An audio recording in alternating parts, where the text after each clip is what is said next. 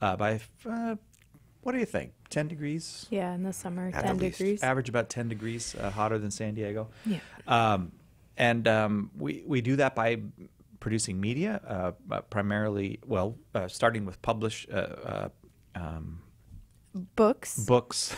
We have Starting with a pamphlets. That's the word I was going to We say. are a publisher. We started with pamphlets, though, right? Pamphlets. Isn't that, wouldn't we, or even just, Well, the roots of Catholic Answers founding in the mid-'80s began with the pamphlets that Carl Keating created yeah. as a response to anti-Catholic tracts that were getting put on his windshield at church. From, that was from a church, or was it Jack Chick, No, they weren't chicks. It was. I think it was a local Baptist church. They were leafleting the parking lot of Carl's Catholic church. Uh-huh.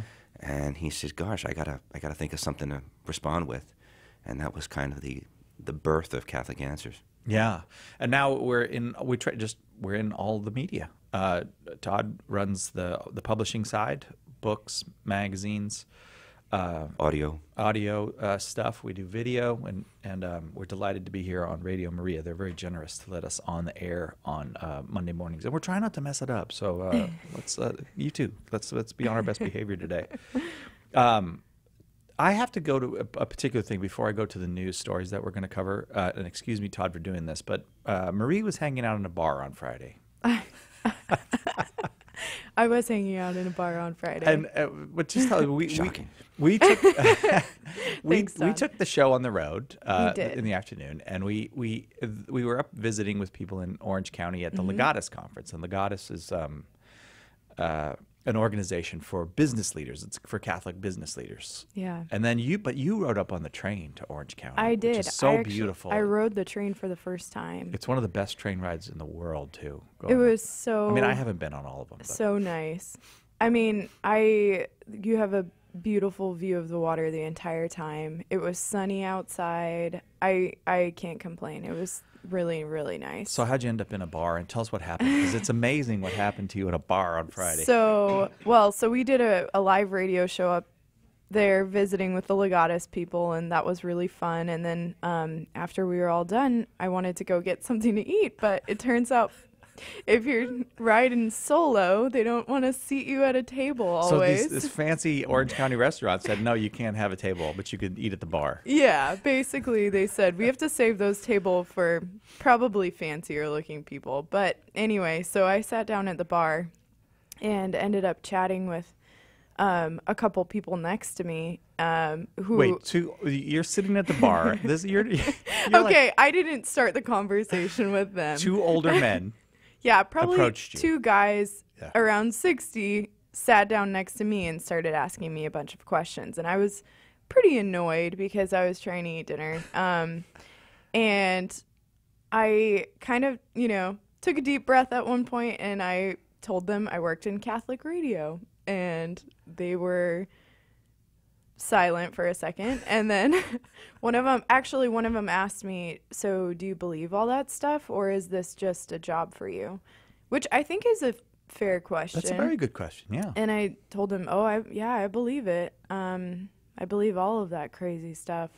And the other guy said, is there even a need for Catholic radio? Like, is there even a market for that? And I said, yeah, do you know how many people wonder what happens to them when they die? And he said, oh my gosh, I wonder what happens to me when I die.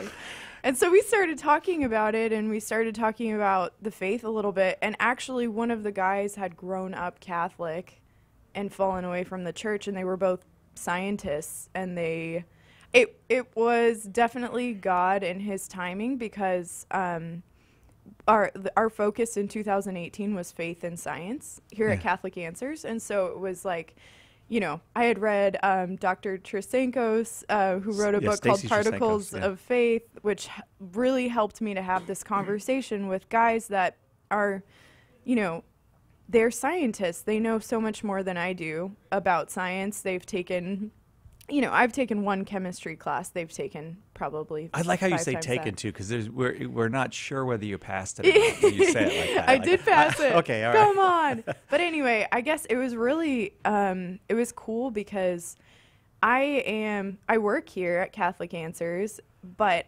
I am not an apologist, and I'm not really, I'm doing a regular job here, Yeah. if you will. But just by reading a little bit and sort of listening to our Catholic radio every day, I was able to have a pretty decent conversation with them, and that was really cool. And it's cool that you did have the conversation, Marie. I'm really proud of you. I think the fact that you shared the faith, it seemed like you did it in a very non-threatening, non-in-your-face way, but I think it's really cool, and you don't know what will come from that. Thanks. Yeah, I think it's surprising for people to meet a person of faith.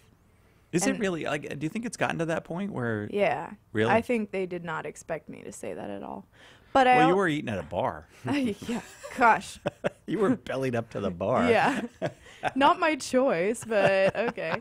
Yeah, I think I think it's a little bit surprising when you meet somebody who seems not just, says that they're something, like says they're Christian or All right. Catholic, but they're, working in it and Oh, I passionate see. about it. Right, And right. I do think Catholic radio is helping a lot. Like I hope a so. person who listens, Yeah. like for example, we're on Radio Maria right now. A person who listens regularly to Radio Maria, there's so much richness there that often, like whenever I listen to Catholic radio, there's stuff where either I forgot that was the case, that we believed that, or that this saint had done that, or whatever the Sure. thing, or a lot of times, and I feel like I'm pretty well prepared in my faith, I'm learning something new. I'm like, yeah. I didn't know Thomas Aquinas said that. I didn't know that, whatever it is. His feast day, by the way.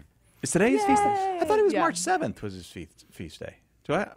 I'm very confused. Unless Facebook lied to me this morning. I don't know. It's possible. No, that never happens. We'll have to You can- to look it up. Well, we'll have to talk to our chaplain, Father Hugh Barber, who's a great he knew it. Thomist. Yeah. So you will mentioned know. Stacy Drasenko, but she's done some writing for us. Are you going to do any books with Stacy or anything like that? Stacy wrote a great booklet for us on Yeah, right. bioethics. Yeah. And we'd love for her to write something else for us. She contributes to our magazine every now and then. Mm-hmm. She's a hot commodity right now. Everyone is wanting to publish Stacy, so we have to get Really? in line. Oh yeah, she's Good great. for her. That's great. And I think it's great because she was a scientist who didn't have any interest in God, who asked a question about, well, what does all this mean? Well, she first asked a question about why is the world so orderly? And then, what does all this mean? And that brought her to the Catholic faith. And it did not bring her away from being a chemist. Even when she gives the talk to Catholics, she talks more about atoms than she talks about... Atoms are her favorite thing. Yeah, she loves Without a atoms. doubt, yeah. She's actually, I had heard this, but I looked it up. It's true. She's made of atoms. She's completely 100% made of atoms. That's crazy. Yeah, isn't that wild?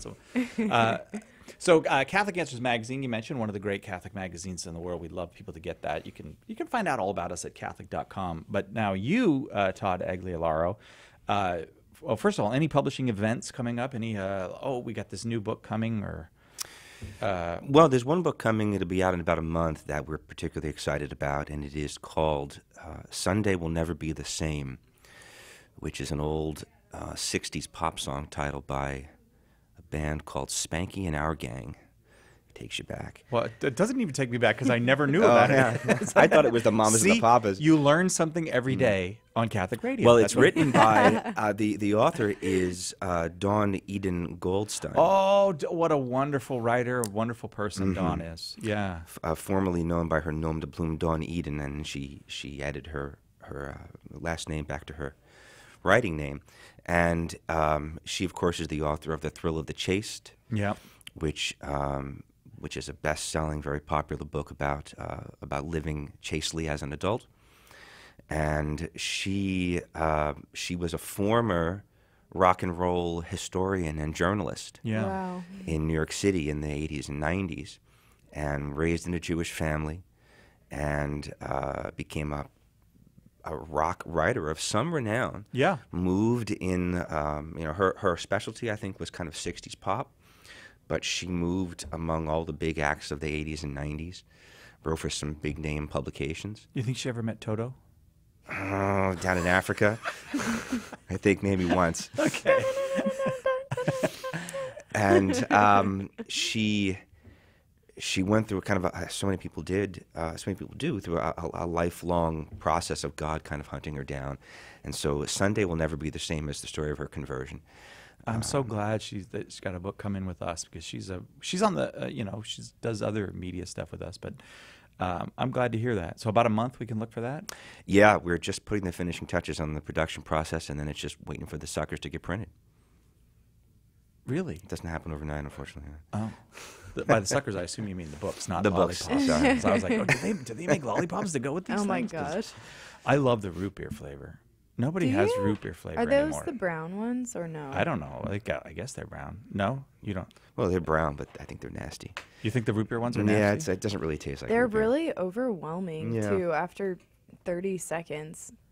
I feel like I'm better at lollipops than you guys are. Like, you guys are kind of pikers. I really like Like- the cherry ones Yeah? of the original Tootsie Pops, yeah.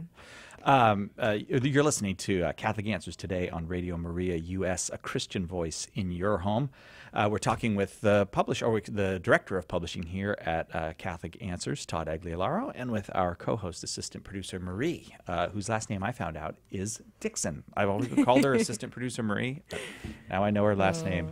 But assistant producer and head evangelist now. Yeah, Heading out of the maybe. highways and byways and evangelizing. Did you guys know it's World Youth Day time? Did you know there was World Youth Day in Panama? Yeah. It's kind of been in the shadows I of was the thinking media. the same thing. It didn't get very much coverage. Honestly, one day before I had some friends leave to go to your World Youth Day, I didn't remember that it was happening Yeah. because there was so much negative media happening at the same time that Oh, really right. took Yeah. the stage. But it looks like it's been very exciting over there at World Youth Day. Do you know much about it? I mean, I've been reading about it, but I don't know. Do you think our impressions are correct, or it seems like it's getting less I attention? think there's maybe a few reasons for that. One, we just had the Synod on Youth. Oh yeah, And I right. think True. that those got conflated in a lot of people's minds. And so that happened in Ireland just, 3 or 4 months ago. Right. I Yeah. found. Right. That's right. Secondly, its location there in Panama, I think the numbers were down compared to past World Youth Days, where maybe the location was a little more accessible Yeah. for They have a Westerners. canal. That's true. The canal's definitely a help for that. No, if you're coming by ship, Yeah. but otherwise, And I think Marie's right. I think there's just so much kind of negative stuff in the air right now about the church that it's drowning some of that out. Yeah. Right. Indeed. And also, I don't think that in some of the maybe Catholic media that was very celebratory of Pope John Paul and Pope Benedict, there's still that sense of celebration about Pope Francis. I think we have a little bit of a mutual suspicion going on in the church. Going Ephesians 5 on us there real quick. Mutual submission is actually marriage, but what I meant, it just seems. I mean, I don't like. I'm not trying to be controversial or anything or get into a controversy. I think Francis think is a that's more honest. controversial person within the Catholic world than the other two. Well, were. there's been a bit of a lack of a secure feeling at times Yeah. during the time while he's been the Pope, just because Yeah, people have so many questions and and it's want not always good to clarity feel and secure. I mean, No, sometimes it's good to get a no. kick in the pants. well, But yeah, it's nice to know clearly what somebody thinks and what their right, their and goals he does you the know? famous airplane interviews where you're like, wait, I thought we were going this way. Did we just zag, or we? you know, Yeah, So yeah. we have that and that's just a matter of personality too. Yeah. I mean, but you probably couldn't get more reserved than, I don't know if that's fair to say, but Pope Benedict is quite a reserved person. Is that a fair word, or is that? Well, he's think- very cerebral, and certainly coming after John Paul II, who was a rock star not just in his personality, but in his magnetism, the Yeah. electricity that just seemed to follow him. Right. And as an actor, as he had been younger in Right. his younger life. Yeah. Whereas Benedict, I think, was a pope who was happiest in his library or in his chapel. Yeah. So Right. reserved might be a good word there. Yeah. Right. I love Pope Benedict. Well, yeah. I know he's a very lovable person too, though. What? And he's written some wonderful things too. I think, with Pope Francis, we have to keep praying for him and keep praying that the truth and that the best for the church will happen.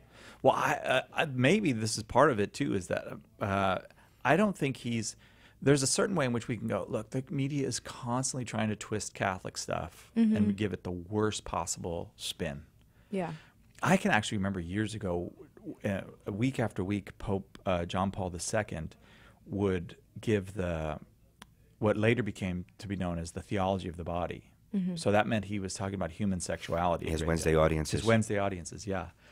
And one time he gave one in which he was talking about chastity within marriage, that spouses can't just be using one another. And so, oh my gosh, you would have thought that he said the most anti-sexuality thing, like utterly misinterpreted as the Pope saying, basically, sex within marriage is bad, you know? Oh my and it goodness. just so I do think there's a certain sense of caution in Catholic leaders, and I don't think Pope Francis has it. I think he's a throw caution to the wind guy. I don't care if they report this right or wrong.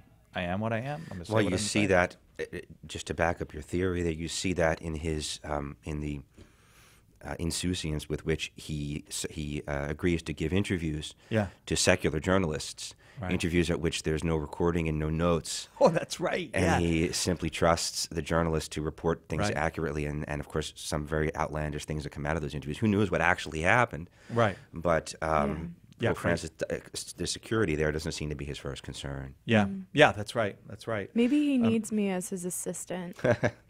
And then I Yes. can help him No, he does not. with these things. We need you here, Marie. Knock Okay, it off. Don't okay, stop all trying to right. get out of it. You work here. Why are you always trying to look for a better job? But the Pope said to the young people, and it said 500,000, and I guess that is small. I mean, 500,000. Who else gets 500,000 young people? If a rock band got that would be front page news everywhere in Yeah. the world.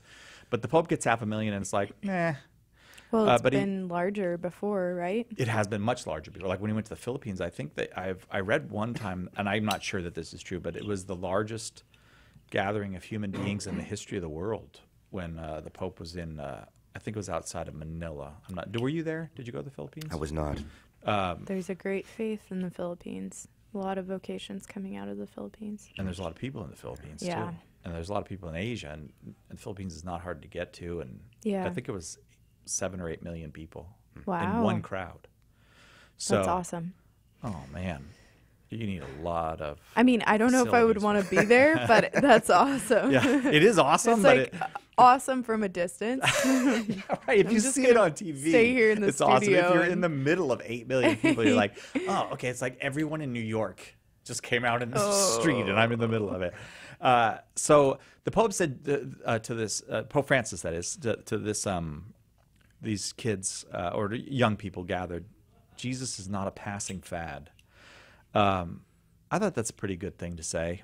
It seems kind of obvious on its face, but it's funny how people always think, like the arguments against Jesus, people always think that they're new, even though people were saying the same thing 1,000 years ago or 1,500 or 2,000 years ago. People think, oh, but now we've got a real open and shut case against Jesus. And I like the fact that the Pope pointed out, this ain't going away. Like Yeah. you think these clever responses are adequate, but they're not. It's a deeper response is required of you because they live in a shallow world, these young people. Yeah. Well, not just a shallow one, but I mean, was there ever a time when that kind of message was more appropriate than today, when news cycles can be measured in hours, and That's a very good and point. the cultural popularity cycles not much longer than that with social media, and of course, I guess probably since the 50s we've had fads and we've had that phenomenon. Yeah. But it seems to be You- accelerated. You don't today. still hula hoop? You've given that up? Just in private. I saw him in his office the other day. Hula hooping? Wait, I'm getting a mental image. Just Oh, kidding. that Okay. was awesome. Yeah, exactly right. Exactly right. I mean, that's a very good point. And the Pope talked about social media and getting offline, Yeah. and it's not enough to be constantly connected, he said to them. You need to. He said you need a physical embrace, not an electronic embrace, and that's a really.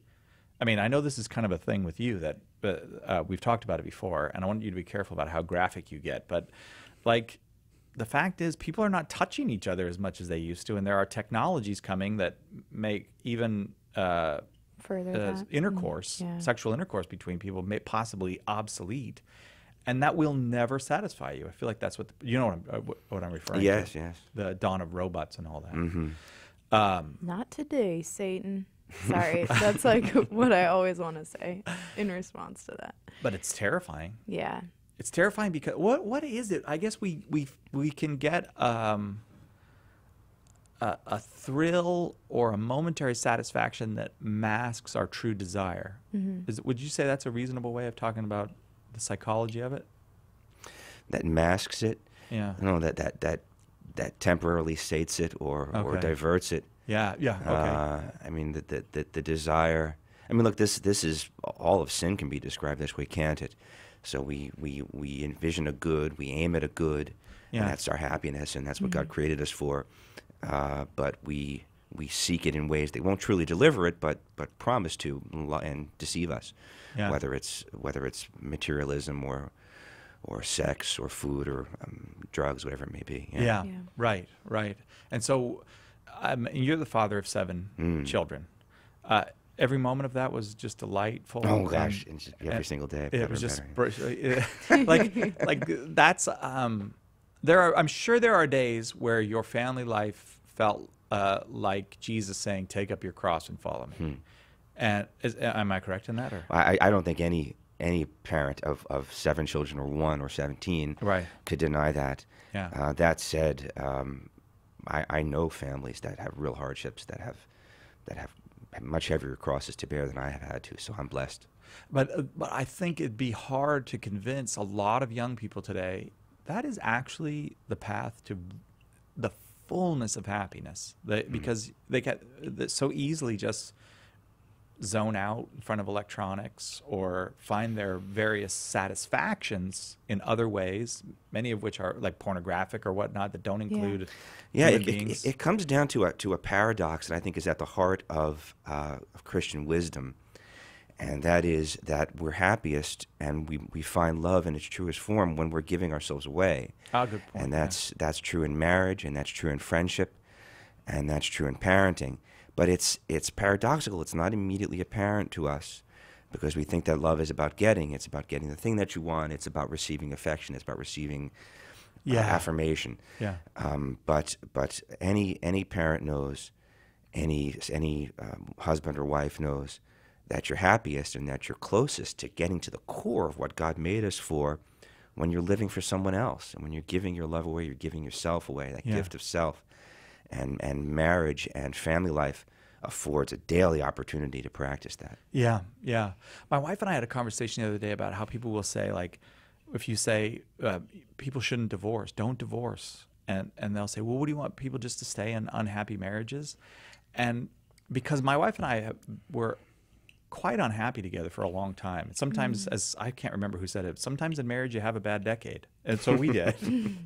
And we're so happy now. And she said, what I thought was quite brilliant was, it's not like people always say, well, do you want people to stay in an unhappy marriage? But how many people miss out on a happy marriage? Like they never get the happy marriage because they so it's There are like seasons there will be that you people have to who will be pass through. stuck in unhappy marriages that it won't work out. But for most people, go through the period of unhappiness. We'll go through it, and and then you'll be stuck in a happy marriage. You know, there's not enough. You go through a long time of being stuck in an unhappy marriage, maybe, but then you're stuck in a happy marriage. Yeah. And how many people have missed out on being stuck in a happy marriage? I don't think I'm saying it as well as she did because it hit me as super brilliant, and it's not coming out that brilliant. But I think I understand what you're saying because I'm not married yet, but I've seen what do you think your prospects couples are? go through my prospects. Sorry. Well, clearly I had some 6-year-old guys hitting me up at the bar, so I've got some good prospects. Yeah, right. No, but I've seen some couples go through hard times, and I've been really, encouraged to see them come out on the other side of it. And I think it takes a lot of prayer, takes a lot of waiting sometimes, or dating, or whatever it is that that couple needs to work on. But And when they come out of it, they not only find themselves stuck in a happy marriage, which is a great phrase I'm going to steal. Yeah. But they also discover that marriage is a crucible of virtue. So it's Right. it's a sacrament that's ordered to our salvation. So it's a crucible of virtue on the natural level, and it is a vessel for getting us to heaven on the supernatural level. So it's not the end; it's really a means ultimately, and that's why there's no marrying or giving in marriage in heaven, because the end is eternal life with God. Yeah. And marriage is just a way of getting there. That really is true. Marriage, I think marriage entered into with the intention to actually be married to this person, because there's lots of ways of escaping within marriage too, Sure. but it is absolutely a school of virtue. You're a better person than you would not necessarily a better person than anybody else, but you're a Yeah. better person definitely than you would have been Yeah. otherwise. When C.S. Lewis talks about joy, he says that it can be synonymous with, or can happen at the same time as sorrow or grief or lots of other things. And I like that a lot, because you can be joyful and sad at the same time. Our emotions change every day. And that's a great answer to what Sai was talking about a minute ago. When people say, "Well, I'm happy at this moment. Yeah. Why should I continue to be unhappy?" And there's a short-sightedness there. First, because as you point out, real joy instead of a kind of therapeutic, superficial, modern idea of quote-unquote happiness can be intermixed with sorrow. In fact, often is. Yeah. And we know that the longer we live, the more that becomes apparent to us. But also to have a long-term outlook Yeah. on where your life is going, and not just think, "Well, I'm miserable this moment, so I'm going to chuck it all away." There's a certain amount of wisdom you have to acquire to be able to push through that. Right. This is I'm Cy Kellett. You're listening to Catholic Answers today on Radio Maria US, a Christian voice in your home. And you can find Radio Maria US on the web by going to radiomaria.us. You can find us, Catholic Answers, at Catholic.com, and we'd be delighted if you did find us. If you ever want to send us an email, or you can just send it to radio@Catholic.com. In studio today, our assistant producer Marie, is our co-host. Hi. Hi again, Marie. And we're talking with Todd Agliolaro, our special guest, who is the director of publishing here at Catholic Answers. Okay, so I want to change subjects a little bit. Oh. Yeah, I have Okay. another thing I want. right. There's a guy. I just read about this. He's the president of. His last name is Arn, A-R-N, Okay. and he's the president of a college called Hillsdale College. Great school. Is it? Oh, yeah. I've heard things about it that are good, I've but heard about it too. my personal experiences. I mean, like, I feel like Thomas Aquinas College up in LA is a great school, because I've met so many Thomas Aquinas graduates who are. Quality human beings. They are they're fully alive young Catholic people, and I feel like that's what a Catholic university should do. Like, have well prepared Catholic people. So I think that's how I TAC is judge great. it. Yeah. I think the University of Dallas might be a little bit University a little of Dallas bit better. also. That's the same. I think forgot. the students come out I'm of there a little more well-rounded. I'm a so little sorry funnier. that I said. I was just trying to find an example, but you are correct. University of Dallas is the greatest university. I send checks Thank to that you. place all the time. Yes, I know you do, for 2 kids, right? But I don't know any graduates of Hillsdale. But Okay. but the things I've heard are wonderful. But go ahead. One of my best friends, his son graduated there a year or two ago, and then I've got local friends who send their children there. It's not a Catholic school. Yeah. I think it has some historical Protestant affiliation, but it doesn't. It's not really a Christian school like a what's that place in Illinois? Well, there's a lot of Christian schools, but the one I'm thinking of is Not Wheaton. Wheaton, of course. Oh, So it it's- was it's- Wheaton. Okay, I yeah. was thinking of Wheaton, but it's not an evangelical school like a Wheaton, but Yeah. its genius, its identity is a kind of back to basics civics approach. Yeah. So it's really into the American founding and the principles of our nation. Well, let me tell you what this guy said. William Arn, his name. He said, "Not everyone should go to college." What kind of a college Period? president says was that? that the end? No, Okay. there was more to it. It was an All right. interview with the Federalist. But he said I think that's so we true. shouldn't be a society where everyone's expected to go to college. I also You think that's true? I think you don't that's think every definitely single true. person. What about you? Oh, I'm in full agreement, of course. Oh, okay. All right. Yeah, look, this is a message that's coming out from a number of quarters now, the TV personality Mike Rowe. How do you say? Oh, his Mike last name? Rowe, yeah. Mike Rowe. Right. This has been one of his crusades. He's saying, stop telling your kids that if you don't go to college and get a bachelor's degree, You're not in going to be some- successful that you're in a life. failure. If Yeah. you turn out to be a plumber or an electrician or a welder, we need those kinds of trade vocations too, and that's a successful life and it's honest work. And that's before you get into the the kind of brainwashing that goes on in a lot of universities today as well. And it's more fitting work for some people. Of I mean, course. if I was really, I'm not really talented at building things, but I like working on projects. So if I had been better at it, maybe I would want to do something like that a little bit more than what what I do. And one of my brothers is a plumber, and that physical work is so fitting and perfect for him. Yeah. And I feel that way about my son. My son's 20 and he just can't stand being indoors. And his job is laying asphalt, and he loves it. He loves laying asphalt, working so hard that he's exhausted when he's done working. And I feel so happy for him. yeah. And I think that's great. Yeah. Do you know one of the greatest, most saintly people in the history of our country was a hairdresser? Do either of you know who I'm talking about? Thomas Aquinas. No, he was not American. Thomas Aquinas was Oh, not. in the history of our country. Let me think for a second. You might. Was it? I don't know. Go Pierre ahead. Toussaint. Oh. Pierre Toussaint was a hairdresser and a saintly. He's venerable. That wasn't Pierre what I Doesn't was- sound like an American name. I'm sorry. Oh well, I should say. Did he immigrate? He's Haitian. Sounds Oh. like a foreigner. He's a All right. Haitian. He was a slave. He Okay. was brought to the United States as a slave and learned to be a hairdresser, and then manumitted. Is that the right word for set free? No, I'm not sure. That's a cool word, though. Oh, all right. But he was. He was emancipated. Yes, he was by the woman who was his. I'll put this in quotes. Owner. Okay. And he was a Catholic, devout Catholic, and became extremely popular and wealthy hairdresser in New York City.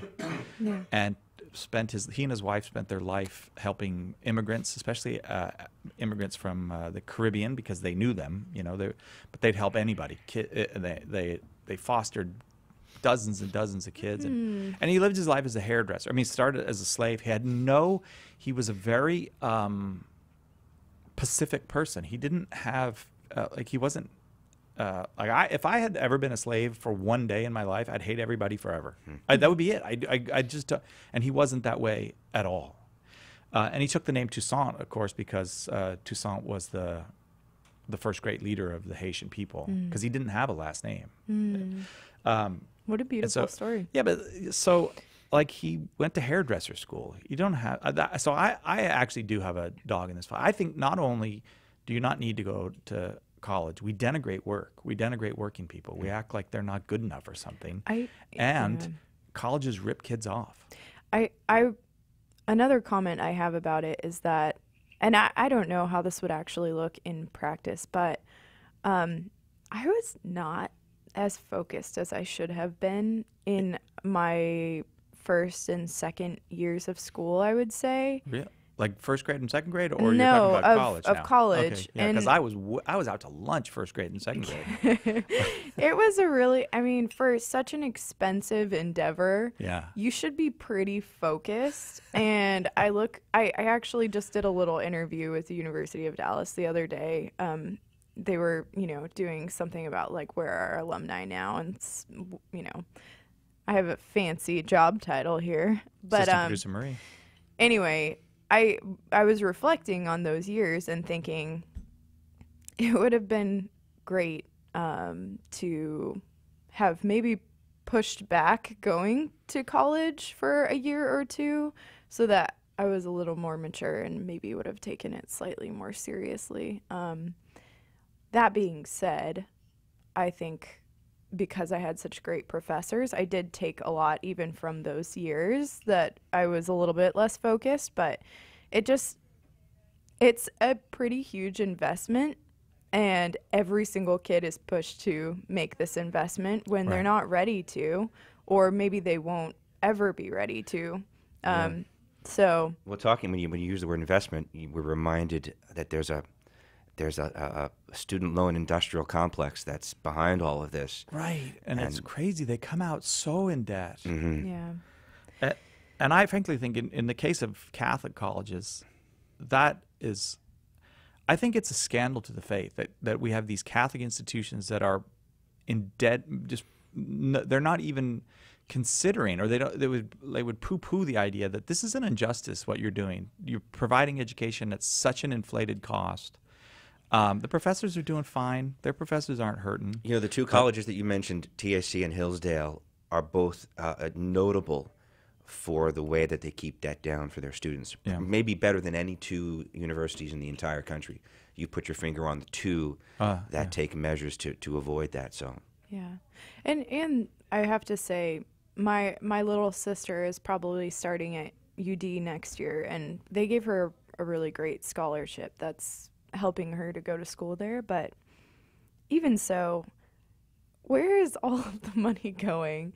I don't know. I would like to see where the money is being allocated in the university system. well, this has been studied. It's going to administrators. I've read articles and I've seen graphs tracing the explosion of tuition costs far outpacing inflation over the last couple of decades. Right.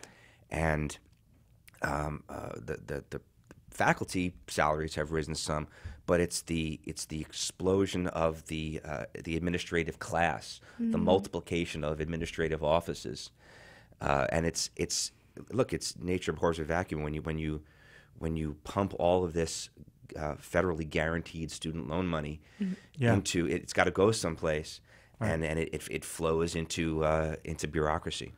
Indeed. Both of my daughters, my two oldest, went to community college 2 years and then university. So That would have been great for university me. graduates with their university degrees. But like my oldest, she needed a few years to get stuff straightened out, and it was very good for her. If they had wanted to go right straight to university, fine. Yeah. But actually, I have to say I propagandized them a little bit because I said, well, you can let a university rip you off for 2 years, or you can go get your basic education for essentially free, and then go to university for 2 Well, years. mission years, service years, a travel year, a work year or two. These are all good alternatives between high school graduation and starting Absolutely. college to get that personal maturity, to get a sense of how the world works. I wish I had done a mission year somewhere and just, maybe seen how people's lives are harder than mine and helped some people out, maybe grown up a little bit Yeah. in the meantime. Interestingly, Europe avoids this problem by and large. Most European countries sort you out when you're in your high school years. Not everybody can go to college. Now, part of it is because, not to apply too much of a blanket, but most Western European countries, universities are free or very, very, very, very cheap. Yeah. And as a consequence of that, they have to filter you a little bit, and you get put, let's say in Germany or Switzerland or France, you get put into a track based on your academic performance and based on other factors that you demonstrate, a vocational track or a higher educational track, and you're pretty much locked into that. By the time you're a teenager, Right. And in the one sense, that's not very American, is it? Because we're all about Being able opportunity to choose whatever you want. and Yeah. choice and merit, and Right. not having your life programmed for you. On the other hand, there's a certain wisdom to it, and it avoids the phenomenon that we're dealing with now about everyone having to go to school or you're a failure, having to go to college or you're a failure. Right. Where did the snobby stigma about going to a four-year university come from? Because, when I was graduating from high school, I didn't want to go to a community college. I knew I wanted to study more, but I didn't want to go to a community college because I felt like all of the people who were, failing out of their courses at my high school and, didn't really care about life generally were going to the community colleges. And so, and then it was like, oh, anybody who has any self-respect is going to go to a four-year university right away. And I don't know. I don't really like that. I wish the attitude was different about it. I wish there had been more people saying how reasonable it is. Well, I think we're headed there. I think maybe there's a backlash. We're finally hitting peak frustration with with tuition and with the seemingly diminishing returns that you're getting for those big checks that you send out every month. Yeah. So maybe there's a turnaround in And the that's offense. there's the myth of the college experience too, you know, this great myth of my 4 years of college are Yeah. going to go away and I'm going to make the best. And it's like, okay, but you're going to come out with what, $250,000 of debt? I don't know how much you come out with nowadays. I mean, you come out with these incredible sums owed, and you're 21 or 22, Yeah. and you're. Yeah. I'm glad that there are It's the cost some of a house somewhere. Not here, but somewhere. Not here. Yeah, Not here. cost of a basement here. Yeah. You're listening to Catholic Answers today on Radio Maria US, a Christian voice in your home. We're talking with assistant producer Marie and Todd Agliolaro. I am Cy Kellett, your host. You're going to Europe. You're about to go to Europe. You're kind of European. Me? You're kind of a Cyril. Euro. I have a lot of vowels in my last name, so that's why You you see that. went to Europe. I did. I just got back a week ago. Oh, you already went on the France trip. Yeah. I'm so sorry, Todd. I thought that was coming Can't up. you I see the didn't- glow coming off of me? So how is Europe? Is it still a functioning society, or we hear all kinds of things? I tell you, it was. No, I hadn't been in 25 years, so I did some graduate studies over there. Lived there for a couple of years. In fact, when I lived in Switzerland, that's where I learned about what I said a minute ago. I had a seminarian come to me and say, "Boy, it's so great that everybody gets to go to college in America." So Yeah. a little bit of grass is greener there. But so I went back to France. I went with my daughter, who goes to the University of Dallas and is doing a study abroad semester in Rome. So we thought, hey, we looked at the plane ticket that they were going to get for her, and it was a lot of money. We had to get her to Newark, and who wants to go to Newark ever? We're not broadcasting in Newark right now, are we? I'm sorry. We Newark. love the people in Newark. We just don't like the Newark airport. Okay. Very good, very good. And I'm a New Yorker too, so I have some biases against New Jersey. But and it was a lot of money to get her to Newark and then to Rome, and we found these cheap tickets. We could fly to Paris, and then I could put her on like a $40 plane flight to Rome, and it would be far cheaper than just her flying. So anyway, that was our impetus. And we went to Paris, and we went to Reims, where the cathedral is, where the French kings are crowned. We went to Rouen, where Joan of Arc was burned at the stake, Yeah. and that was incredible. They have a wonderful the Archbishop's Palace. Part of it has been converted into a museum for Joan of Arc, with a really first-rate multimedia presentation about Saint Joan of Arc. We should say, of course. And then to Lisieux, of course, where Saint Therese spent her childhood and joined the Carmel. Beautiful. And then back to Paris, and it was a just incredible trip, on so many levels. I could spend many of these shows talking about it, but I got to say that the thing I'll focus on in these few minutes we have was the devotion that I saw among the French Catholics. Really? That was so counter to the presumptions that we have, some of which are accurate because, look, the churches weren't very full. Yeah, they're okay. But I went into cathedral after cathedral, which too often in many parts of Europe or even here, they're just museums. And there was a little bit of museum quality to them too. But Notre Dame, for example, confessions every day for an hour or two, every single day. Can you go to Thank your God. parish No. and find? Can you find confessions for an hour a week in your parish? My local church is 45 minutes, and it's usually more like 39 because Father has to get to Mass, and you have to take a number to try to find him after because there's always more people than can be serviced. Confessions every day, signage encouraging you, come talk to a priest. Priests have answers to your questions. Oh, how beautiful. Come back to Mass. The Masses that I attended, most of them were daily Masses in the little crypts or the choirs of these cathedrals. And the devotion that I saw there, both from native French and from colonial French Africans, for example, who were living there or visiting, a deep faith expressed, reverent liturgies. And it really took me by surprise because we're used to thinking about post-Christian Europe and Right, 3% exactly. of people go to Mass, and there's probably a lot of statistical truth to that. But I think there's a cultural rumbling there too, at least in France, because that's where I was. The eldest daughter of the church, as they're known. Right. That they're waking up to their heritage and maybe there's a positive movement there afoot. How beautiful. Yeah, it really I was. couldn't That be is really happier encouraging to to hear hear. that. France is the defender of the faith for just centuries, Yeah. in large part because of Joan of Arc, who She was so amazing. Have you ever thought about Joan of Arc, that in where her place in history is that essentially she guarantees French independence from England. From the English Reformation. And then in the English Reformation comes It followed. Yeah, almost exactly 100 years later, or is it 200 years later? But so it preserves France essentially as a Catholic country, and right behind it, Spain. And guess what? The heartland of the Catholic world speaks Spanish now. It's Latin America. So Joan is a pivotal figure in the history of the human race. Yeah. And it's wonderful to hear that there's real, as you said, piety there, real, genuine. Yeah, love and of the there's faith. another in the cathedral at Reims, the first place that we visited. It's not only where the kings and queens were crowned for 1,000 years, but it was built over the spot where Clovis, the first king of the Franks, was baptized by Saint Remigius. I want to say 8th century, maybe it was 9th.